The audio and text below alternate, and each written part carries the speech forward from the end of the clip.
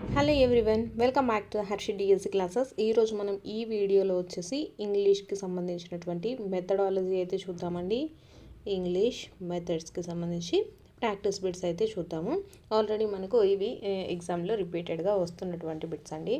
So మిగిలిన subjects అంటే మనకు తెలుగు కానివ్వండి, అలాగే గణితానికి సంబంధించి, సైన్స్ సోషల్కి సంబంధించిన మెథడాలజీ కూడా మీకు ఛానల్లో అయితే అప్లోడ్ చేయడం జరిగింది. వాటి యొక్క లింక్స్ వచ్చేసి మీకు కింద డిస్క్రిప్షన్లో ఇస్తాను. ఇంకా ఎవరైనా చూడకపోతే, లేదు ఎవరైనా ప్రాక్టీస్ చేసుకునే వాళ్ళు ప్రాక్టీస్ అయితే చేసుకోండి. ఇవి వచ్చేసి తెలంగాణ వాళ్ళకైనా సరే, ఏపీ వాళ్ళకైనా సరే మనకు మెథడ్స్ అనేది ఒకేలాగా ఉంటాయండి. సో కాబట్టి ఎవరికైనా సరే యూస్ఫుల్గానే ఉంటాయి. సో లింక్స్ డిస్క్రిప్షన్లో ఇస్తాను. ఎవరైనా ప్రాక్టీస్ చేయాలనుకున్న వాళ్ళైతే ప్రాక్టీస్ చేయండి. సో ఫస్ట్ క్వశ్చన్ అయితే చూద్దాము. In a formal letter the name given to the address and date return at the top is. Option first వచ్చేసి salutation, option 2 heading, option 3 body, option 4 closing. So ఇక్కడ మనల్ని in a formal లెటర్లో వచ్చేసి మనము address date అనేది రాస్తాము at the top. So దాన్ని మనము ఏమంటాము అనేసి ఇవ్వడం జరిగిందనమాట. సో దీనికి కరెక్ట్ ఆన్సర్ వచ్చేసి హెడ్డింగ్ అండి. మనకు హెడ్డింగ్లో వచ్చేసి అడ్రస్ డేట్ అనేది రాస్తాం. హెడ్డింగ్లో ఏం రాస్తాము, ఏదైనా మనకు ఫార్మల్ లెటర్లో అడ్రస్ డేటు అనేది రాయడం జరుగుతుంది. సాల్యుయేషన్ అంటే ఏంటండి? సాల్యుయేషన్ అంటే మనము డియర్, సార్ లేదా మేడం అని రాస్తాం కదా. సో దాన్ని వచ్చేసి మనము సాల్యుటేషన్ అనేసి పిలుస్తాము. బాడీ అంటే ఏంటండి? Main part of the letter. అంటే మనం ఏదైతే లెటర్ రాస్తామో దానికి సంబంధించిన ఇన్ఫర్మేషన్ మొత్తం మనము బాడీ ఆఫ్ ద పార్ట్లో అయితే రాయడం జరుగుతుంది. నెక్స్ట్ క్లోజింగ్ అంటే ఏంటండి? క్లోజింగ్లో వచ్చేసి మనం end of the letter closing ఉంటుంది. మనం క్లోజింగ్లో ఏం రాస్తామండి? యువర్స్ ఫెయిత్ఫుల్లీ, అలాగే యువర్స్ సిన్సియర్లీ, యువర్స్ లవెన్లీ అని రాస్తాం కదా. సో దాన్ని మనము క్లోజింగ్ అనేసి పిలుస్తాము. సో ఇక్కడ మనల్ని ఏమడిగారు? Name the given of the address and date return at the top. దాన్ని ఏమంటాము? హెడ్డింగ్ అనేసి పిలుస్తాము. నెక్స్ట్ క్వశ్చన్ అయితే చూద్దాము. Choose the list of the words in the correct alphabetical order. ఇక్కడ మనకు కొన్ని వర్డ్స్ అయితే ఇవ్వడం జరిగింది అనమాట.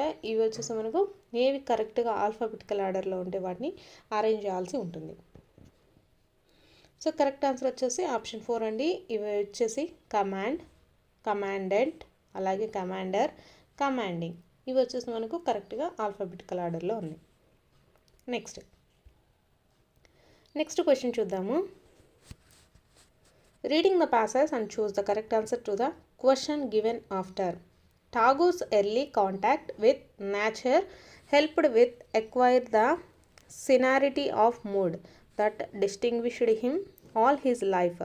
It was in his garden that he came to understand the principles of harmony that was at the work throughout the universe. ఇక్కడ ఠాగూర్ వచ్చేసి early contact with the nature. ఇతను ప్రకృతితో మమేకమై ఉండడం వల్ల, అంటే ఇతను గార్డెన్ అనేది పెంచుకుంటూ ఉంటాడనమాట. సో ఆ గార్డెన్లో ప్రకృతితో ఎప్పుడు ఎక్కువగా స్పెండ్ చేయడం వల్ల ఏంటంటే the serenity of mood is distinguished. అతనికి జీవితాంతం వచ్చేసి distinguished him all his life. జీవితాంతం వచ్చేసి ప్రశాంతత అనేది దొరికిందనమాట. ఎందువల్ల? అతనికి helped him contact with nature. ప్రకృతితో మమేకమై ఉండడం వల్ల అతని యొక్క జీవితాంతం వచ్చేసి ప్రశాంతంగా గడవసాగింది. It was in his garden, అంటే అతని యొక్క గార్డెన్లో that he came to understand. అతను అర్థం చేసుకుంటున్నాడు ఏంటిది? The principles of harmony that was at work throughout the universe. ఈ ప్రపంచమంతా, ఈ విశ్వం అంతా వచ్చేసి ప్రశాంతంగా ఉండాలి, అలాగే అటువంటి పీస్ఫుల్ లైఫ్ని గడపాలి అనేటటువంటి ప్రతి ఒక్క అంశాన్ని అతని యొక్క గార్డెన్లో నేర్చుకున్నాడు. ఇక్కడ చూసుకున్నట్లయితే క్వశ్చన్ చూద్దాం. Tagore was a distinguished man because of.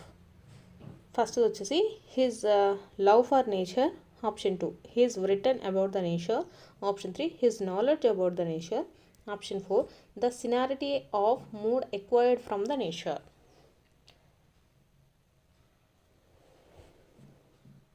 So correct answer వచ్చేసి ఆప్షన్ 4 అండి. His serenity of the mood acquired from the nature. ఇతను ప్రకృతి నుంచి ప్రశాంతతను నేర్చుకుంటూ ఉన్నాడు కాబట్టి అతని లైఫ్ అనేది హ్యాపీగా గడవసాగింది. నెక్స్ట్ క్వశ్చన్ చూద్దాము. ఇంకో ప్యాసేజ్ ఇచ్చారండి. Bunny was a rabbit. ఒక ర్యాబిట్ ఉంది, సో దాని నేమ్ వచ్చేసి బన్నీ అనమాట. So it was always in the company of the animals. One day he heard A pack of hunting dogs and was afraid of them. ఇక్కడ వచ్చేసి rabbit అనేది దాని యొక్క నేమ్ వచ్చేసి బన్నీ అండి. సో ఇది వచ్చేసి always the company of the యానిమల్స్తో పాటు వాటి కంపెనీస్తో అక్కడే ఉండేదన్నమాట. సో వన్ డే హియర్డ్, అది ఏం విన్నదంటే చాలా డాగ్స్ అయితే వస్తూ ఉన్నాయి అనేసి దానికి తెలియడంతో, and it was afraid of them, అదైతే భయపడింది. He asked the bear and the monkey and the zebra for help but could not get. ఇక్కడ వచ్చేసి ఇవి వాళ్ళ యొక్క తోటి యానిమల్స్ ఉంటాయి కదా, సో బేర్ని అలాగే మంకీని జీబ్రాని అయితే హెల్ప్ అయితే అడగడం జరిగింది, అవైతే హెల్ప్ చేయలేదు. సో ఇక్కడ క్వశ్చన్ అయితే చూద్దాము. Bunny asked the monkey for his help. Bunny వచ్చేసి మంకీని హెల్ప్ అడిగింది, ఎందుకు అనేసి అడిగారు. ఆప్షన్స్ వచ్చేసి it was a rabbit, option 2 it lived in the forest, option 3 it did not get help from the tiger, option 4 it may be killed by hunting dogs.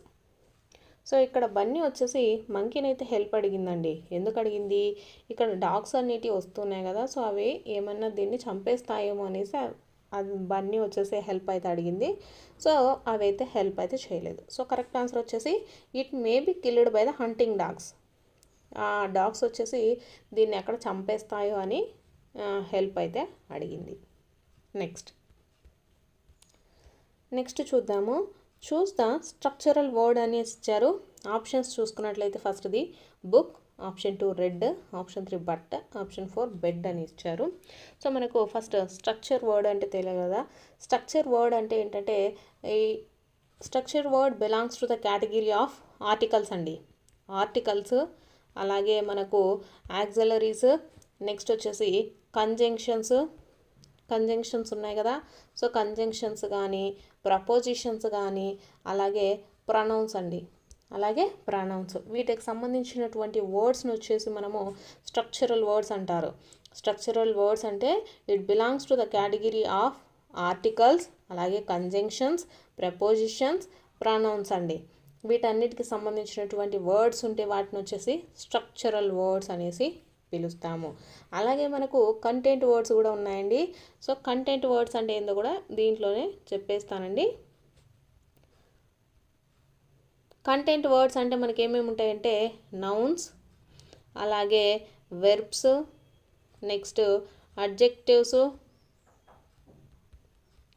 అలాగే adverbs అండి. ఇక్కడ కంటెంట్ వర్డ్స్ మనకు structural words, content words ఉంటాయండి.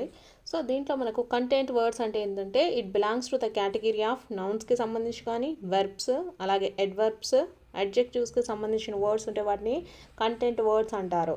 Structural words అంటే ఏంటండి, it belongs to the category of articles, auxiliary words, conjunctions, prepositions and pronouns. ఇక్కడ చూసుకున్నట్లయితే మనం క్వశ్చన్ అయితే చూద్దాము. Choose the correct structural word అని ఇచ్చారు కదా. సో స్ట్రక్చరల్ వర్డ్ అంటే మనకు కంజంక్షన్కి సంబంధించిన వర్డ్ ఉంది, అదేంటి బట్ అనేది మనకు కంజంక్షన్కి సంబంధించిన వర్డ్. సో కంజంక్షన్స్ మనకు దేంట్లో ఉంటాయి, స్ట్రక్చరల్ వర్డ్లో ఉంటాయి కాబట్టి సో ఆప్షన్ 3 వచ్చేసి రైట్ ఆన్సర్. ఇక్కడ బుక్ అనేది ఏంటండి నౌన్. సో ఇది వచ్చేసి మనకి ఏ వర్డ్ అవుతుంది, కంటెంట్ వర్డ్.